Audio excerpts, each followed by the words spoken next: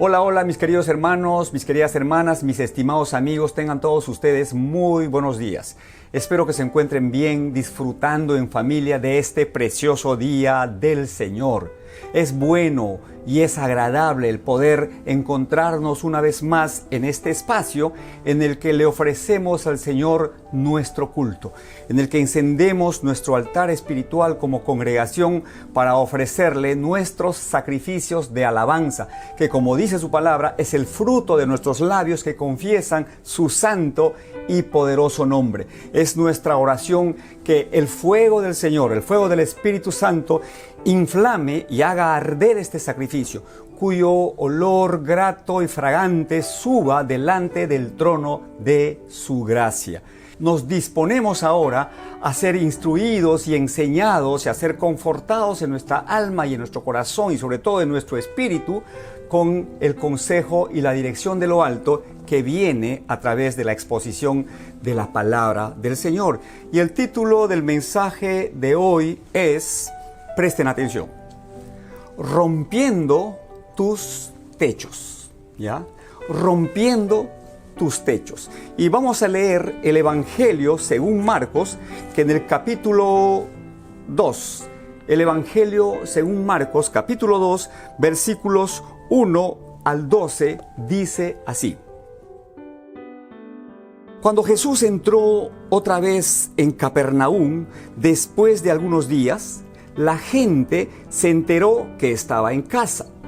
Muchos acudieron a él de manera que ya no cabían ni ante la puerta, y él les hablaba la palabra. Entonces vinieron a él trayendo a un paralítico cargado por 4. Y como no podían acercarse a él debido al gentío, destaparon el techo donde estaba Jesús. Y después de hacer una abertura, bajaron la camilla en que el paralítico estaba recostado. Y viendo Jesús la fe de ellos, dijo al paralítico: Hijo, tus pecados te son perdonados. Algunos de los escribas que estaban sentados allí razonaban en sus corazones: ¿por qué habla este así? Blasfemias dice. Porque ¿quién puede perdonar pecados sino uno solo? O sea, Dios. De inmediato Jesús, dándose cuenta en su espíritu que razonaban así dentro de sí mismos, les dijo: ¿por qué razonan así en sus corazones? ¿Qué es más fácil decir al paralítico: tus pecados te son perdonados? O decirle: levántate, toma tu camilla y anda. Pero para que sepan que el Hijo del Hombre tiene autoridad para perdonar pecados en la tierra, dijo al paralítico: a ti te digo, levántate, toma tu camilla y vete a tu casa. Y se levantó y enseguida tomó su camilla y salió en presencia de todos. De modo que todos se asombraron y glorificaron a Dios diciendo: jamás hemos visto cosa semejante. Bendita sea la palabra de nuestro Dios Todopoderoso, hacedor de prodigios, de maravillas, de milagros. Palabra viva, palabra siempre eficaz. Amén. A ver, mis hermanos, de arranque, yo encuentro en este pasaje una gran enseñanza de Jesús que tiene que ver con la fe. Recuerden que en el pasaje que hemos leído, yo resalté esta frase en la que el Evangelio dice que Jesús, viendo la fe de ellos, ¿ya? O sea, Dios puede ver, puede percibir la fe que emana de nuestros corazones. Entonces, en respuesta a esa fe, Él obra, Él hace lo que solamente Él puede hacer, ¿ya? En este caso, Él sanó a este paralítico. Entonces aquí hay una enseñanza que tiene que fortalecer nuestra fe. Ahora, ¿cuántos años llevaba postrado este paralítico sin poder caminar? No lo sabemos. La Biblia no lo dice. Al menos no aparece detalladamente este registro. Pero lo que sí dice la Biblia es que este hombre no podía valerse por sus propios medios. No podía valerse por sí mismo. Por eso es que necesitaba de las personas que le rodeaban. Tal vez eran amigos o tal vez familiares muy cercanos. Lo cierto es que él necesitaba de otras personas para poder trasladarse, para poder hacer las cosas mínimas de la vida. Este hombre seguramente veía pasar el tiempo de manera inexorable, día tras día, sin tener en su corazón ninguna expectativa, sin sueños, sin metas, limitado en todo. Es decir, una vida sin propósito. Ahora, ¿cómo aplicamos esta enseñanza en la vida real, en el presente, que puede ser tu caso o puede ser el mío? ¿Cómo? A ver, mi hermano, mi hermana, tal vez tú no estés paralizado físicamente. Tal vez sí puedas moverte por tus propios medios, pero por alguna razón que tú sabes la razón, has perdido el rumbo, has apartado tu mirada del Señor, has menguado en tu fe, has perdido de vista tus metas, has abandonado tus sueños y vas por el camino de la vida casi deambulando, es decir, sin ambiciones, sin aspiraciones y lo que es peor, no haces ningún esfuerzo para salir de esta situación. Repito, tal vez tú no estés paralizado físicamente, pero tal vez sí lo estés mentalmente o emocionalmente. Y aunque suene duro y sea difícil de admitirlo, puede que seas un paralítico del alma.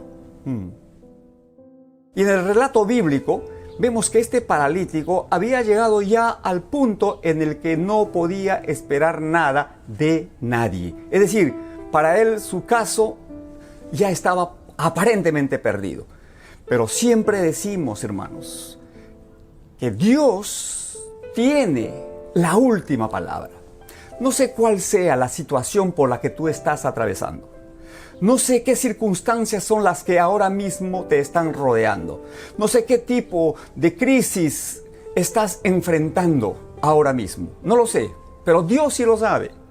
Y Él tiene la última palabra. Lo tuvo con el caso del paralítico. Para el hombre, su caso ya estaba perdido.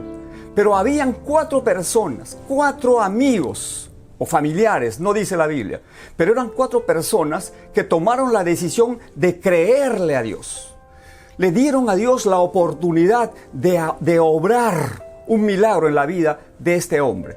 Tomaron una camilla, pusieron al hombre y lo llevaron a la presencia del Señor. Dios honró, la Biblia dice que Dios honró la fe de estos 4 hombres, amigos del paralítico, quienes lo levantaron y lo elevaron sobre su imposibilidad.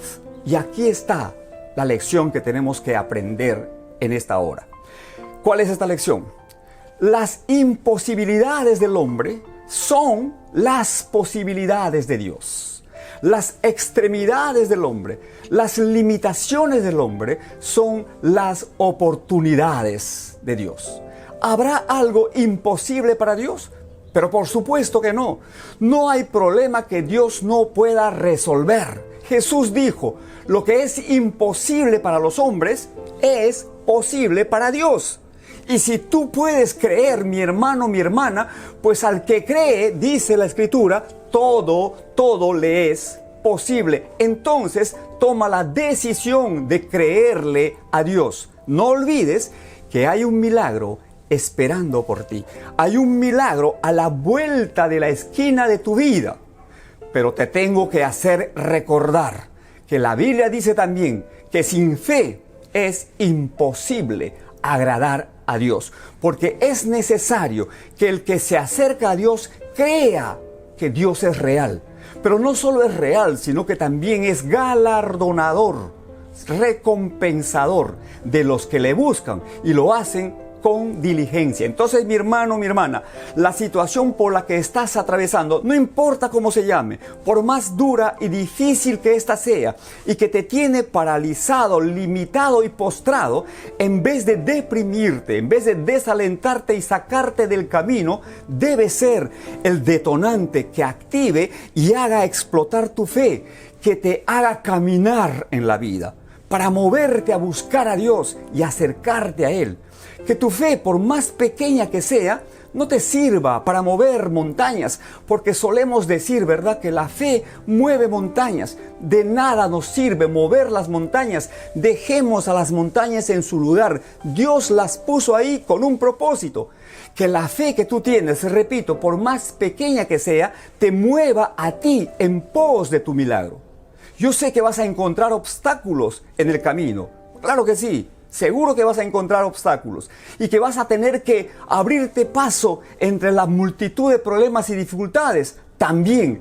Pero yo creo, hermanos, yo creo que Dios siempre va a honrar su palabra, la fidelidad de sus promesas, pero también va a honrar nuestra fe. Estos hombres que llevaron al paralítico encontraron una multitud de personas que estaban agolpadas a la puerta de la casa donde estaba Jesús. Pero ellos no se desalentaron, no se desanimaron, no regresaron a su casa. No, ellos no se quedaron cruzados de brazos. Tomaron una decisión, subieron al techo y algo más. Rompieron ese techo y bajaron al paralítico y lo pusieron exactamente al alcance de Jesús para recibir su milagro. ¿Qué les parece? ¿Recuerdan ustedes la historia que se registra en los evangelios también, la historia de esta mujer que sufría de flujos de sangre? Una mujer que, según la Biblia, llevaba ya más de 12 años sufriendo de este azote, de hemorragias internas, de sangrado permanente. Pobre mujer, estaría débil. La Biblia dice que durante estos años ella había acudido a todos los médicos y había gastado todo su dinero y estaba peor. Pero un bello día, un día precioso, el día de la visitación del Señor, que es la visitación que Dios tiene preparada para todos sus hijos y para sus hijas, un día, el Señor pasó por la vereda de su casa, por la vereda de su vida. ¿Y qué pasó? Esta mujer, al escuchar que Jesús pasaba, preguntó quién era. Y ellos le dijeron, es Jesús, es Jesucristo. Y le relataron lo que él había hecho, ¿sí? Había sanado, había limpiado leprosos, había resucitado muertos, había calmado los vientos y las tempestades, había multiplicado los panes y los peces. En otras palabras, le dijeron a esta mujer que él, o sea Jesús, era el cumplimiento de la profecía de Isaías que dice, el Espíritu del Señor está sobre mí, por cuanto me ha ungido el Señor, me ha enviado a predicar buenas nuevas a los abatidos, a vendar a los quebrantados de corazón, a publicar libertad a los cautivos y a los presos, apertura de cárcel, a consolar a los enlutados y a proclamar que a los afligidos de Sión se les dé gloria en lugar de ceniza, óleo de gozo en lugar de manto de tristeza, y serán llamados árboles de justicia y plantío de Jehová para gloria suya. ¡Wow! Esta predicación del Evangelio produjo en el corazón de esta mujer la suficiente fe para creer que Cristo podía hacer un milagro en su vida. Total, ella no perdía nada. ¿Por qué no darle al Señor una oportunidad en su vida y ver la posibilidad de que Dios cambiara su realidad? Pero pasó de la reflexión, pasó del pensamiento, de la oración probablemente, a la acción decidida. Esta mujer, débil como estaba, se fue abriendo paso entre la gente. Seguramente se caía y se levantaba, pero no menguaba en su decisión de llegar a los pies de Jesucristo. Así que se iba abriendo paso con mucho esfuerzo, pensando, si tan solo toco el borde de su manto, voy a ser sana de este azote. Y cada metro que ella avanzaba seguramente le costaba a Dios y su ayuda, hasta que llegó a los pies de Jesús. Llegó a los pies del Señor y puso en acción, puso por obra su fe. Tocó el borde de su manto y ¿qué pasó? Inmediatamente la hemorragia cesó. Y Jesús, levantando la voz, llamó la atención de sus discípulos, de la gente que lo rodeaba, y preguntó, ¿quién me ha tocado? ¿Quién me ha tocado? Ahora, él sabía quién le había tocado, pero quería darles una lección a todos. Nos quería dar a nosotros también una lección de la manera en que Dios actúa. Él hace su parte, pero nosotros hacemos la nuestra, ¿sí? Cuando nosotros hacemos la nuestra, Dios hace la suya. Cuando nosotros llegamos ya al límite de nuestras posibilidades, es entonces cuando entramos ya en el terreno de lo milagroso, en el terreno de lo prodigioso, en el terreno de los cielos abiertos, en donde las bendiciones del Señor caen de maneras sobreabundantes, en donde el poder, la gracia, la misericordia, el favor de Dios se hacen reales, se revelan a nuestras realidades naturales. Y los discípulos le dijeron: Señor, pero hay mucha gente que te está apretando. Y tú preguntas: ¿quién te ha tocado? Sí, porque he sentido que poder ha salido de mí. Entonces la mujer se levanta y seguramente le dijo al Señor: yo te he tocado, Señor. Yo he venido a ti. Gracias, Dios, por sanarme. Gracias por darme la oportunidad de volver a empezar. Y Jesús, mirándola con ternura, con enorme compasión, la levantó, la restauró y le dijo: hija, tu fe te ha sanado, vete en paz. Y seguramente esta mujer regresó a su casa alegre, fortalecida, llena de vida. La vida de Dios se corría por todo su ser. Sus familiares se quedaron asombrados. Y esta mujer seguramente fue a dar testimonio del poder de Dios que había sido operado en su vida. Y salió, yo estoy seguro de eso, la Biblia no lo registra, pero es la respuesta lógica, la respuesta inmediata ante una visitación y un obrar de Dios. Esta mujer seguramente siguió a Jesús y se enroló en el escuadrón del Señor. Así que mi hermano, mi hermana, ábrete paso como esta mujer y como los amigos de este paralítico. Ábrete paso entre la multitud, en medio de las circunstancias difíciles, en medio de las tormentas de la vida. Esfuérzate, esfuérzate por alcanzar tu bendición, tu sanidad, tu liberación, tu prosperidad. Repito, hay un milagro esperando por ti. No te quedes mirando pasivamente el paso de Dios por la vereda de tu vida. Extiende tu mano y toca, aunque sea el borde de su manto, y recibe el poder de Dios. En pocas palabras, atrévete a creerle a Dios. Ahora, ¿cuál es el milagro que tú necesitas? ¿Puedes identificar cuál es el milagro que estás esperando de parte de Dios? ¿Por qué estás orando? ¿Cuál es el clamor que tienes delante del Señor? Entonces, aplicando esta enseñanza a tu vida, así como los amigos del paralítico subieron a la casa y rompieron el techo y abrieron un hueco para bajar al paralítico y ponerlo a los pies del Señor, tú también, mi hermano, mi hermana, necesitas romper algunos techos que te pueden estar impidiendo llegar a Jesús para recibir tu milagro, ¿ya? Te voy a mencionar algunos de estos techos. En lo personal, en mi vida, a lo largo de todos estos años que vengo caminando en los caminos del Señor, yo he tenido que ir rompiendo radicalmente algunos de estos techos que les voy a señalar. Tú, mi hermano, mi hermana, identifícalos y haz algo al respecto. El primer techo que tienes que romper es el techo de la incredulidad. Ahora, esto puede parecer contradictorio. ¿Por qué? Porque alguien podría decir: pero pastor, yo soy cristiano, yo creo en Dios, toda mi familia es cristiana y vamos a la iglesia y servimos al Señor. Está bien. Yo no estoy poniendo en cuestión eso, mi hermano. Yo no estoy cuestionando eso. Lo que quiero es trazarte la Escritura. No quiero ofenderte, pero quiero que abras tu corazón y seas confrontado, no por mí, sino por la palabra. La palabra de Dios dice: tú dices que eres creyente, bien haces, pero los demonios también creen y tiemblan. Tú, mi hermano, puedes conocer la Biblia de principio a fin, desde el Génesis hasta el Apocalipsis. Puedes conocer los principios del reino de los cielos y decir que Jesucristo es tu Señor. Sin embargo, ser un perfecto incrédulo. ¿Por qué? Porque el verdadero creyente no es aquel que solamente oye la palabra de Dios y luego se olvida de ella en el día a día. No, es aquel que atesora en su corazón la palabra para luego ponerla por obra de manera diligente. Entonces, necesitamos romper este techo intelectual que muchas veces desplaza la fe y nos impide recibir la gracia del Señor. Yo no digo que tengas que negar tu capacidad intelectual para analizar y para revisar todo lo que está escrito, pero nunca permitas que tus acciones y tus decisiones tengan que ser filtradas por tu intelecto o por tu razonamiento, sino que sean filtradas y cernidas por la verdad y el propósito de Dios expresados en su palabra. Porque si no lo haces, entonces eres un creyente de boca para afuera. En suma, eres un incrédulo en la práctica. A ver, otro techo que tenemos que romper, que tienes que romper para llegar a Jesús y recibir tu milagro, es el techo del orgullo. El techo del orgullo. Miren, el orgulloso no es un incrédulo, El orgulloso es creyente, es un creyente, pero es de los que creen que la fe no es suficiente y que muchas veces tienen que darle una manito a Dios para obrar en sus vidas. No, mi hermano. Dios es autosuficiente. Nos conviene a nosotros confiar y creer en Dios, que Él tiene el poder suficiente para hacer todo aquello que necesitamos en nuestra vida. El orgulloso toma en cuenta la palabra de Dios solo cuando le conviene, cuando no hay una exigencia mayor de por medio que le descoloque.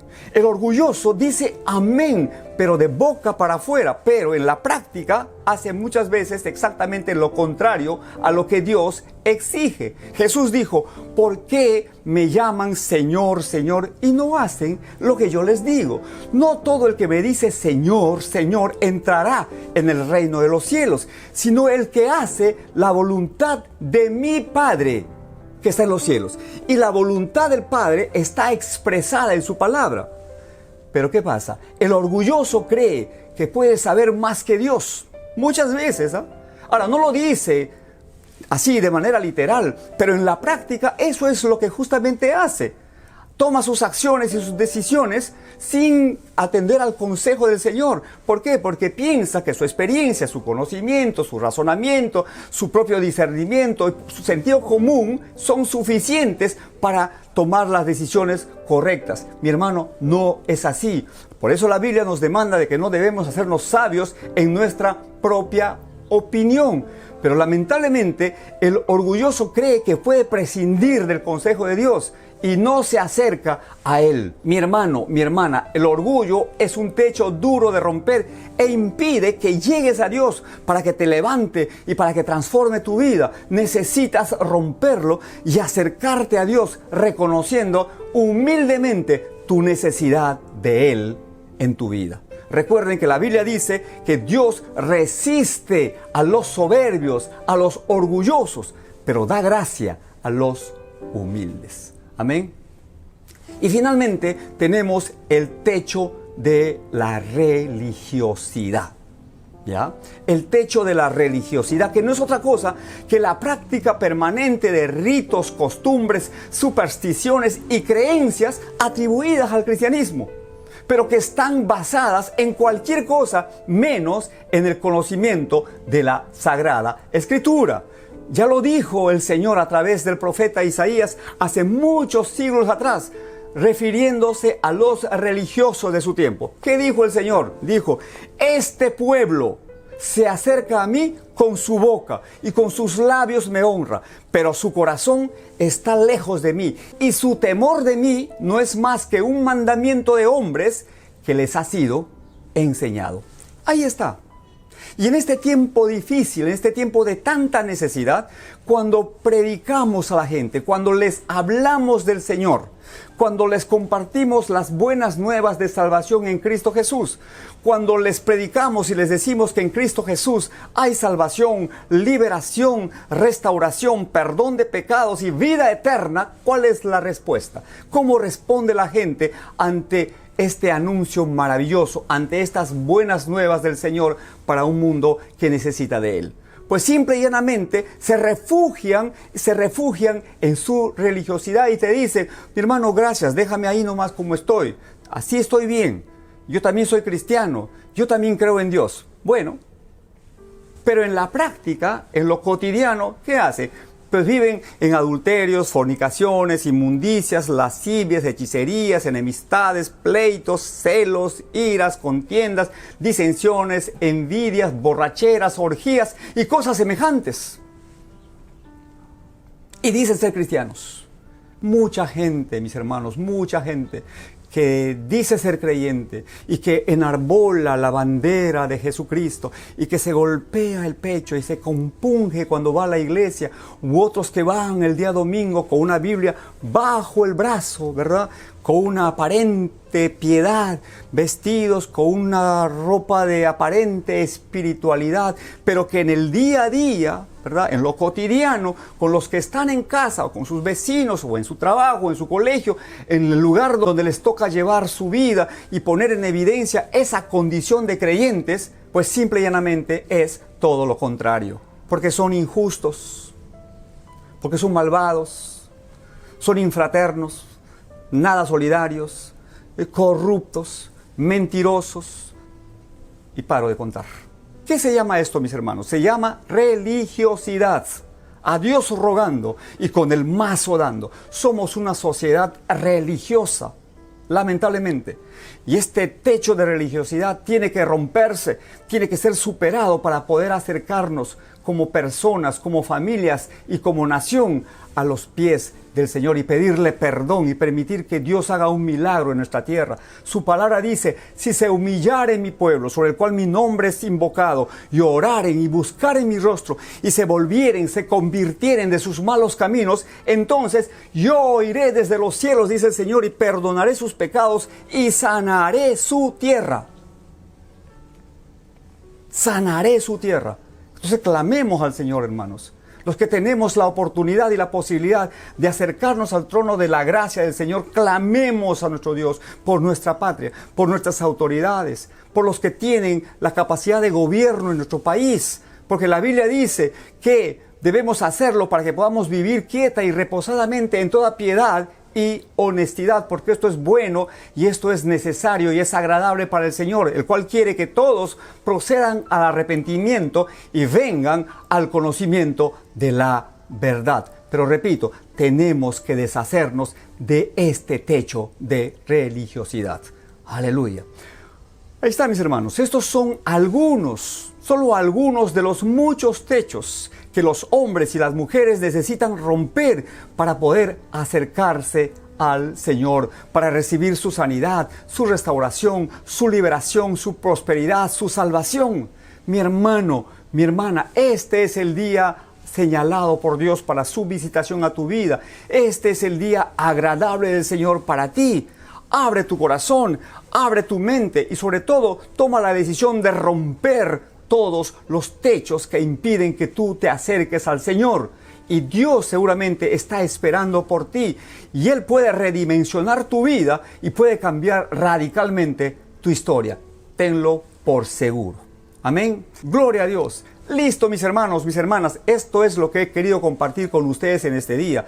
Que el Señor sea propicio a todas sus necesidades y que las supla sobrenaturalmente, abundantemente, poderosamente. Es mi oración y el deseo de mi corazón. Que el bien y la misericordia les acompañen todos los días de esta semana. Les mando un abrazo fraterno, esperando de todo corazón que las promesas de Dios se cumplan una tras otra en sus vidas y en sus familias. Amén. Dios los guarde. Adiós.